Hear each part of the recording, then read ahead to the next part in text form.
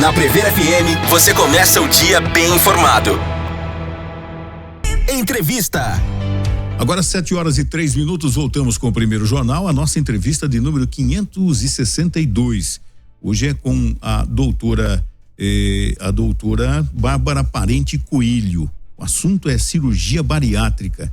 Médica cirurgiã do aparelho digestivo do Hospital das Clínicas da Faculdade de Medicina de Botucatu. Doutora Bárbara, bom dia, obrigado por atender a nossa reportagem. Bom dia, é um prazer estar aqui para falar de um assunto tão importante. Muito obrigada.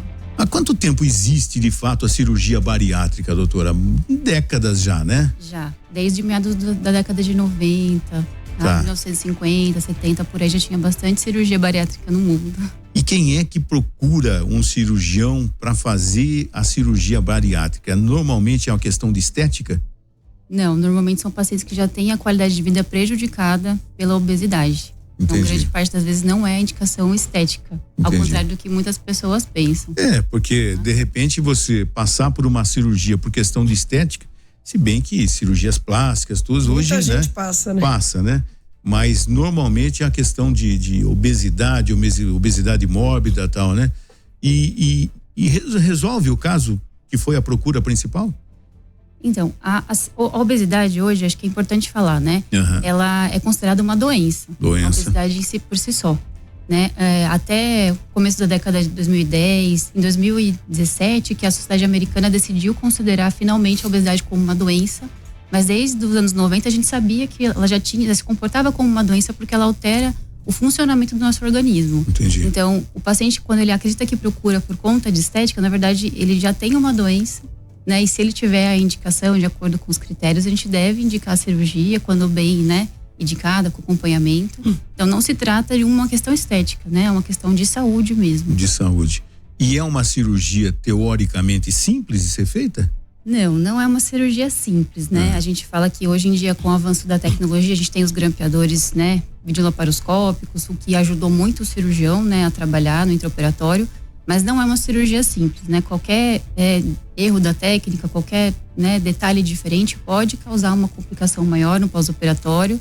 Então, não se deve banalizar dessa forma, claro, né? Que a cirurgia é uma coisa simples, é uma cirurgia extremamente segura. Acho que isso é importante dizer. Segura sim, simples não. Né? Hoje a mortalidade da cirurgia bariátrica ela chega a 1% só, né? Então muita gente tem medo ainda de operar, mas ela é extremamente segura apesar das complicações, né? E o pós-operatório pode ser um pouco atribulado, mas ela é muito segura. Entendi.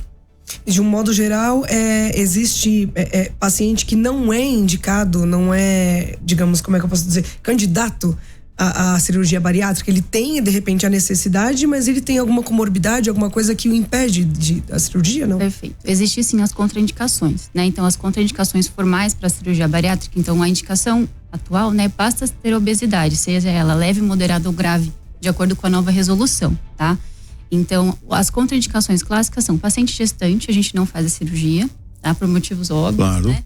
E os pacientes que são adictos, né? O paciente que está em adição, seja por substâncias ilícitas, seja por álcool, né, ou medicações, ele não pode passar pelo procedimento porque ele está numa fase psicológica alterada, né? Ele está com um psicológico não equilibrado. E é extremamente importante no pós-operatório porque ele pode piorar da adição no pós-operatório. Então, isso é extremamente importante dizer. E os pacientes que não compreendem, né? Então, é importante dizer que às vezes o paciente não entende a gravidade, que ele vai precisar seguir uma dieta específica, ele está numa fase de compulsão importante.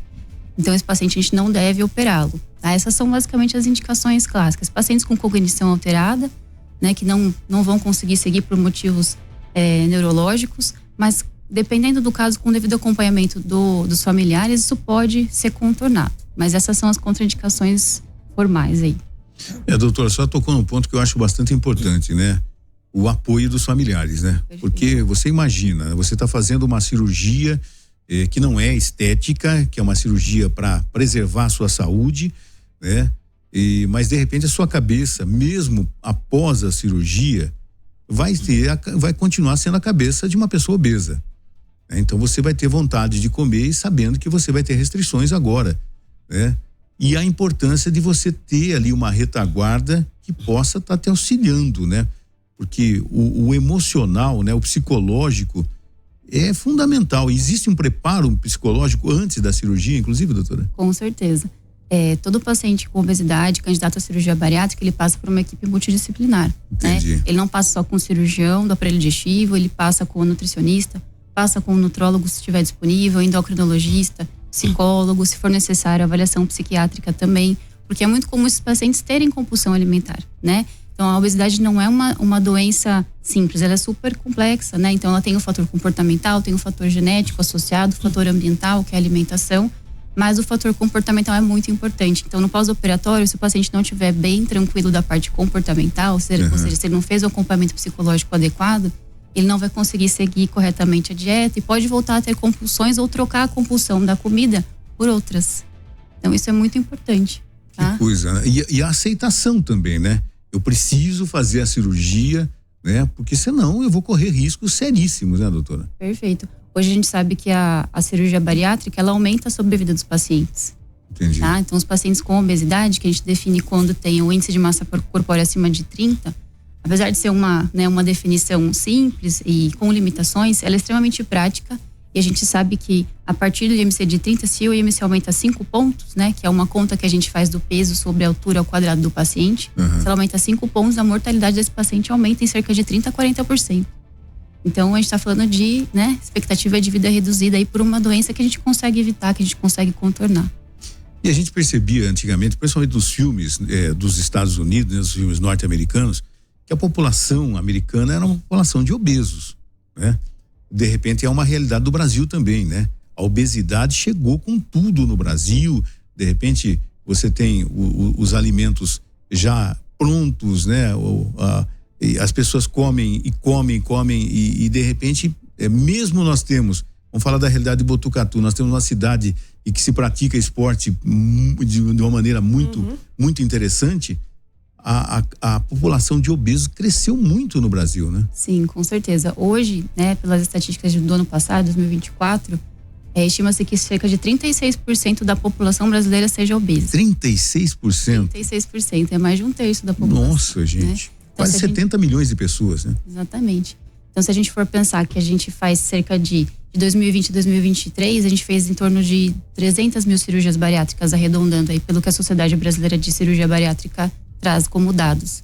Então, 300 mil cirurgias, né? Delas, cerca de 250 são feitas pelos planos, tá? Pelo SUS, é em torno de 30 mil. Tá. Né? E particulares aí gira em torno de 10 mil. Então, se a gente for parar para pensar, a gente não está oferecendo, né, a cirurgia para as pessoas que precisam, né? Muito pouco que a gente está fazendo, né? Então, o acesso, né? É uma cirurgia que tem acesso no Sistema Único de Saúde, tem acesso pelos planos de saúde, mas a gente talvez não está conseguindo, aliás, a gente não está conseguindo atender essa demanda. Existe uma fila de espera? Existe uma fila de espera muito grande. Muito grande? Muito grande. Que coisa. Existe um perfil, assim, a idade da pessoa, não? Existe, por exemplo, acima de 40, menos de 40? Antigamente a gente não fazia, né? Acima de 70, 75 anos a gente não fazia, né? Hoje a nova resolução, ela não limita a idade do paciente.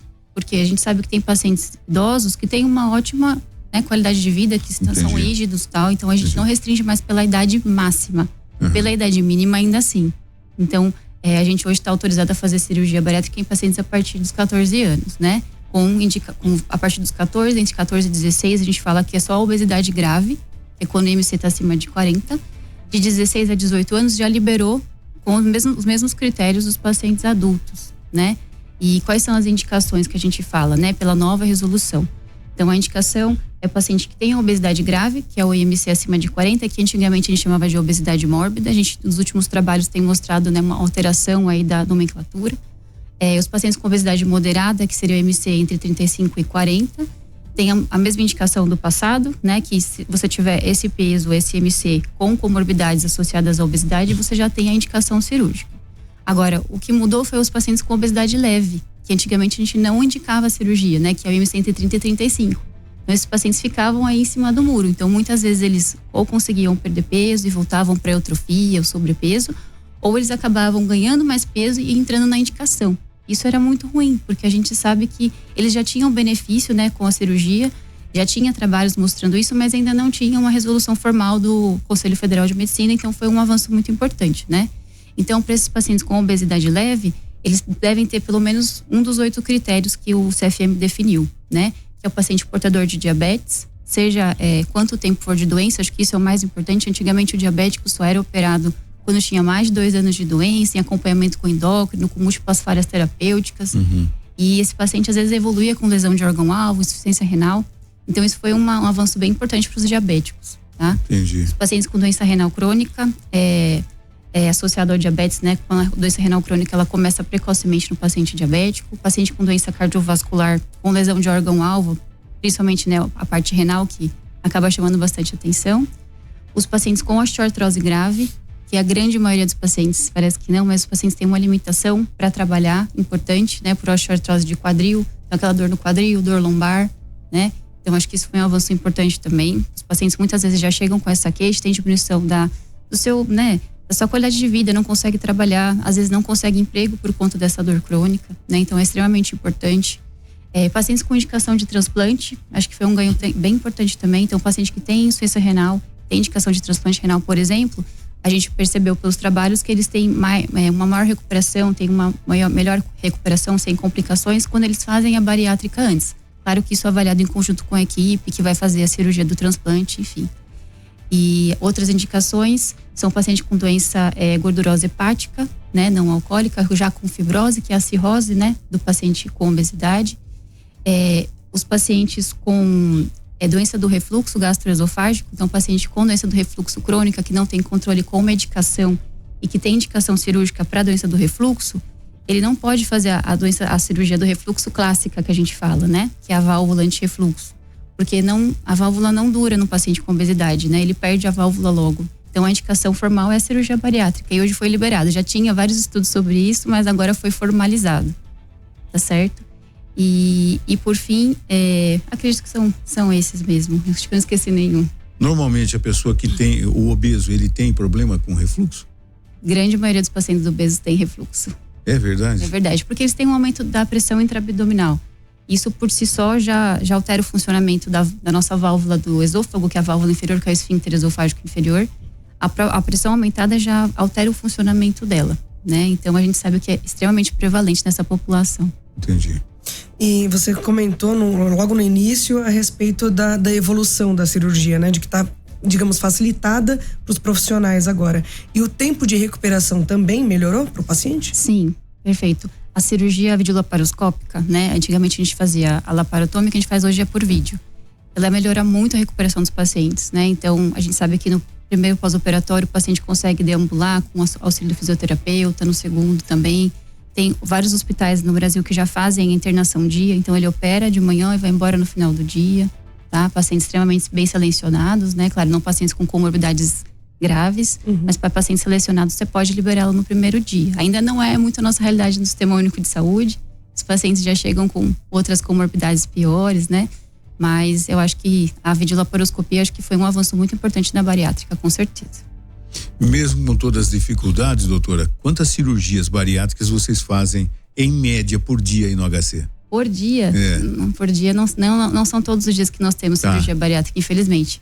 A nossa equipe atualmente tem faz 2 cirurgias por semana, né? A gente tem um período na segunda e um na quarta. Entendi.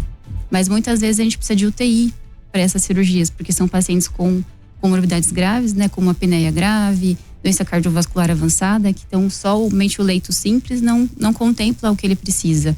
Então muitas vezes a cirurgia acaba não sendo feita porque não tem leito de UTI. E é muito sério isso, né? Porque pensa que nós temos só 2 horários por semana. Que coisa, né? Agora a sequência, depois que a cirurgia foi feita, tudo correu a contento e tal, qual é a sequência do pós-operatório? Então o paciente inicialmente ele vai de alta com dieta hídrica, que a gente fala, né? Que é só água, gelatina, líquidos, né? Bem claros. Depois ele vai evoluindo a dieta conforme o acompanhamento da nutricionista, né? Então ele começa com dieta hídrica, vai para casa com essa dieta que dura por volta de 10 dias. Depois ele evolui para a dieta mais cremosa, que a gente fala, que é o iogurte, tudo. Depois ele vai para a dieta pastosa. Cada fase dura cerca de 10 dias. Mas isso depende muito da tolerância de cada paciente, por isso o acompanhamento da nutricionista em conjunto, tá? Depois pastosa, depois ele consegue ir para uma consistência mais leve, depois para consistência branda, que a gente fala que são sólidos bem molinhos, cozidos, e por último a dieta normal. Então cada fase dura em torno de cerca de 10 dias. mas sempre com acompanhamento da nutricionista para ver se ele vai precisar voltar para trás ou vai conseguir, né, evoluir adequadamente. E pela sua experiência, os hábitos alimentares mudam após o operatório, depois de passar por tudo isso e ter a consciência que tem que melhorar a alimentação? Isso de fato acontece com os pacientes? Acontece. Os pacientes obesos, quando eles chegam pra gente, a maioria das vezes eles são muito estudiosos, né? E eles sabem que eles precisam ter alteração de comportamento, e isso é muito legal. Então a grande maioria tá determinada a mudar, né? A gente sabe que existem, né, as recaídas, né, e tudo mais, mas a grande maioria tá determinada a mudar e a gente vê ótimos resultados. O paciente comprometido, que ele entendeu que é uma doença, que ele precisa mudar, senão ele vai ter, né, comprometimento da sua saúde no futuro, não vai conseguir muitas vezes fazer o trabalho de forma adequada, cuidar da sua família de forma adequada, ele percebe que ele precisa mudar. E quando eles entendem a importância disso, eu acho que é bem tranquilo a recuperação e o pós-operatório. Que bom. E no caso do paciente, de repente, ser um reincidente, como a gente estava falando aqui, ele volta, de repente, ele tem o ganho de sobrepeso novamente e, de repente, é candidato a uma nova cirurgia.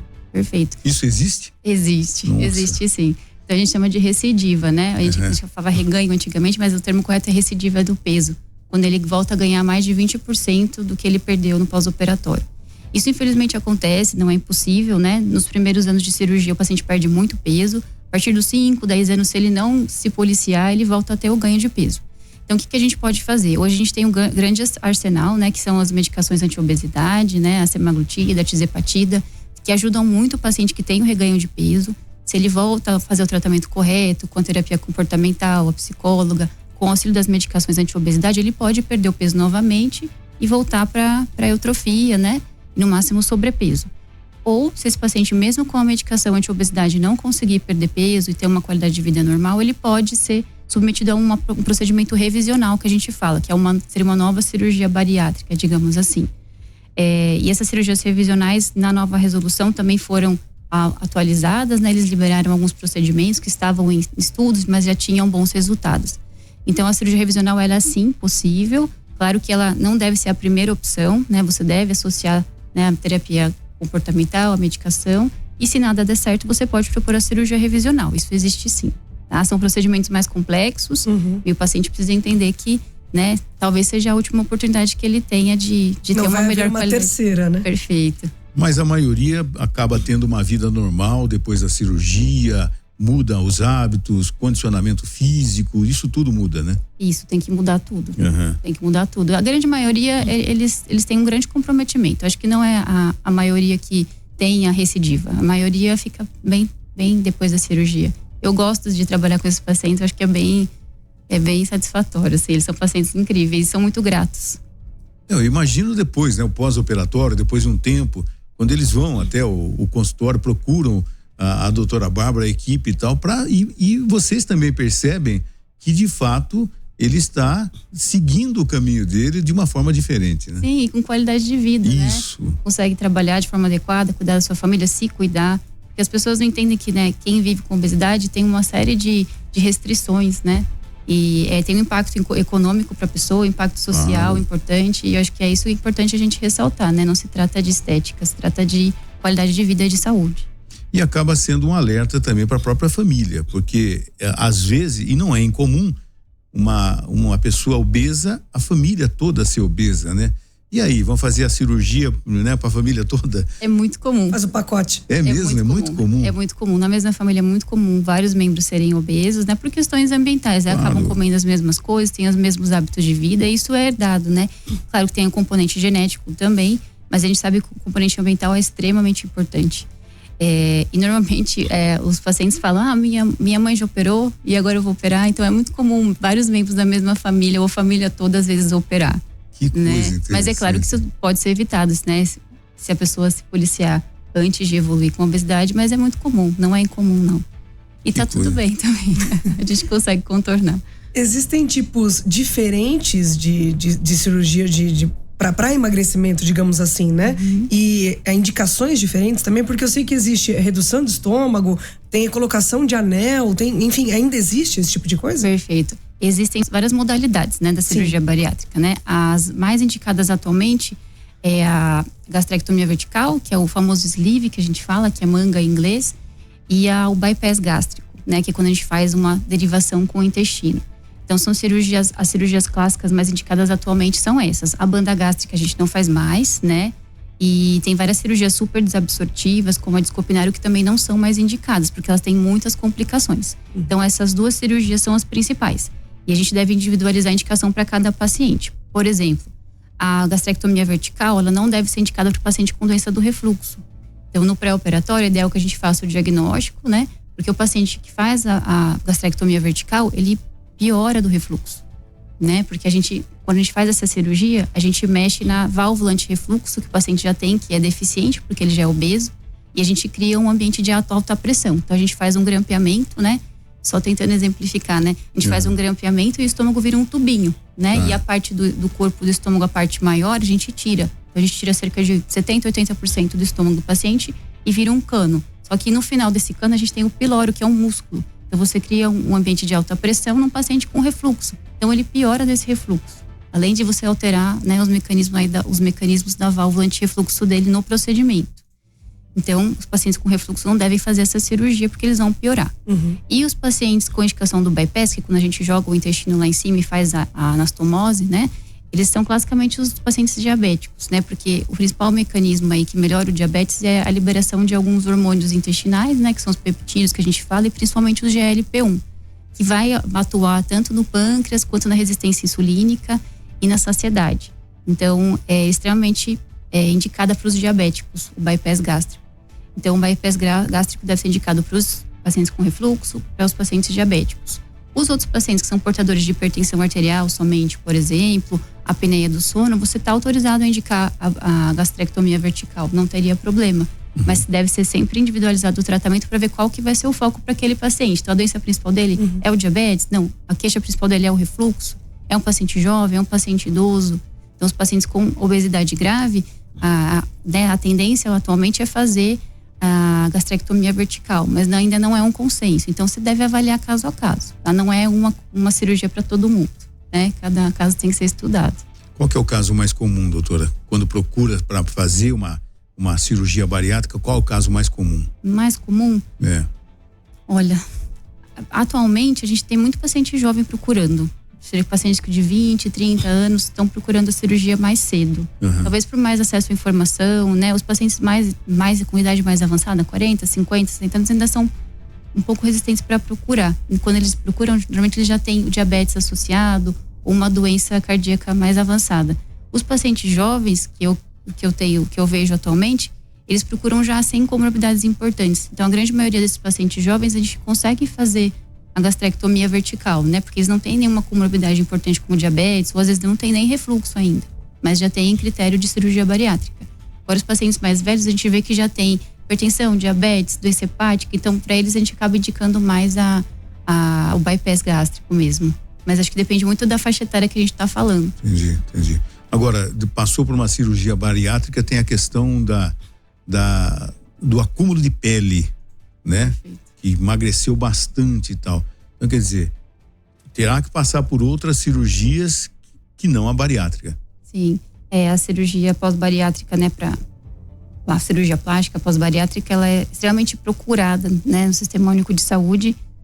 A gente não consegue, né, dar conta nem da bariátrica, então, mas a gente faz alguns procedimentos assim, né, pelo SUS, e os planos de saúde atualmente ainda não cobrem. Entendi. Né, a maioria não cobre, então o paciente acaba tendo que fazer particular.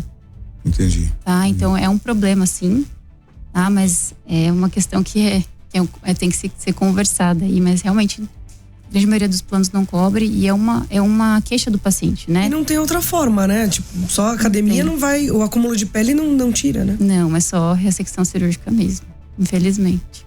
Aí se a pessoa não fizer a cirurgia... Ela pode conviver, né? Com daquela forma, mas claro que não é o adequado. Entendi. Agora, doutora, e como é que tá a cirurgia bariátrica brasileira se comparando com o mundo? A evolução da cirurgia bariátrica, o Brasil está muito bem nesse aspecto? O Brasil está muito bem nesse aspecto. Tem vários autores brasileiros que publicam vários trabalhos que vão para o mundo. Então, a gente, acompanhando os últimos congressos, a gente vê que o Brasil é extremamente, né, de destaque aí na cirurgia bariátrica. A gente faz muito procedimento bariátrico. E os últimos avanços já estão todos no Brasil. Tem vários vários colegas propondo, né, técnicas diferentes para cirurgias revisionais, que é quando faz a segunda cirurgia bariátrica. Então o Brasil está muito bem nessa área. Eu acho que a gente precisa conversar mais sobre questão de nível de saúde pública mesmo, porque a gente não está conseguindo oferecer, né, para nem 1% de quem precisa, né, o procedimento. Mas isso aí é um problema maior que nós, né? Não tenho dúvida. No quesito tecnologia, já se prevê os próximos passos de melhorias para a cirurgia bariátrica? Hoje a gente tem a robótica, né? Para a cirurgia bariátrica, a videolaparoscopia é extremamente satisfatória. A gente vê que não muda tanto, assim, né, o resultado da cirurgia vídeo para a cirurgia robótica. Mas ainda em vários lugares do Brasil a gente faz a cirurgia aberta. Né, aqui na faculdade, no HC, a gente ainda faz a cirurgia aberta e a recuperação é um pouco mais dolorosa, né? A recuperação um pouco mais devagar, a internação um pouco mais prolongada, porque o paciente tem mais dor, para deambular é um pouco mais difícil, mas a questão do acesso, talvez, à tecnologia, não que a gente não tenha, mas o acesso à tecnologia videolaparoscópica não é para todo mundo ainda no Brasil, apesar da gente ter. E a robótica é muito menos, né? A gente tem nos grandes centros aí de excelência, particulares e centros de saúde, né, dos grandes planos, mas não muda tanto em quesito de sucesso da vídeo para robótica, mas da aberta para vídeo muda completamente a recuperação do paciente. Quem acompanhou esse nosso bate-papo aqui, doutora, e de repente percebe que tem alguém na família que é o caso para uma cirurgia bariátrica, vai ter um trabalho, uma via crucis aí, aproveitando o Corpus Christi aqui, né? Quase que interminável para poder entrar na fila e passar pelos trâmites legais, né? Sim, a fila é grande, não vou mentir, né? É muito grande. Nossa fila aqui é grande. A média de tempo de espera, tem noção? Olha, anos, 5 anos. 5 anos. Porque o paciente, ele não basta ele estar na fila, né? Cada equipe tem os seus critérios para indicar. Claro. Então ele vai ter que passar com a psicóloga. Nossa equipe é extremamente reduzida, né? Nós temos atualmente acho que 2 ou 3 só. Então elas têm que fazer os atendimentos antes, elas passam com a psicóloga, passam com a Nutri, que também tem uma equipe reduzida. Então não é só ter a sala cirúrgica, não é só ter o dia cirúrgico, ele tem que ter a equipe multidisciplinar. Entendi. Porque senão ele não vai ter o sucesso que ele precisa no tratamento. Então é toda a equipe multidisciplinar que está em deficiência, né, para no sistema público. E os dias que elas têm são poucos, então não basta estar na fila, ele precisa ter que passar por todo esse processo. E isso demora, né? Depende da disponibilidade dos profissionais. Então não é só ter a sala, a UTI e o cirurgião. Gente. É toda uma equipe mesmo. A gente fala isso, mas isso é no Brasil, né? Não é especificamente, até porque Botucatu é uma cidade privilegiada, se a gente for analisar, né? Sim.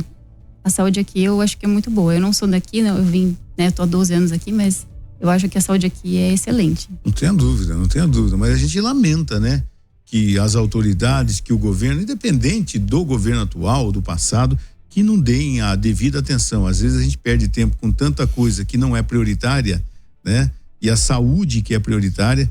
Olha, 5 anos de espera é terrível a gente ter um dado como esse. Mas extremamente prevenível. Acho que isso é uma coisa pra gente pensar no futuro, que pode ser prevenido. Talvez a gente consiga contornar aí. Não tenha dúvida. Não, e saber, né? E servir de alerta, inclusive, para as pessoas, né? Se estão numa condição de uma obesidade leve, né? Que procurem se cuidar de uma forma ou de outra. Começar com a reeducação alimentar quando possível. Com apoio da família, dos amigos, né?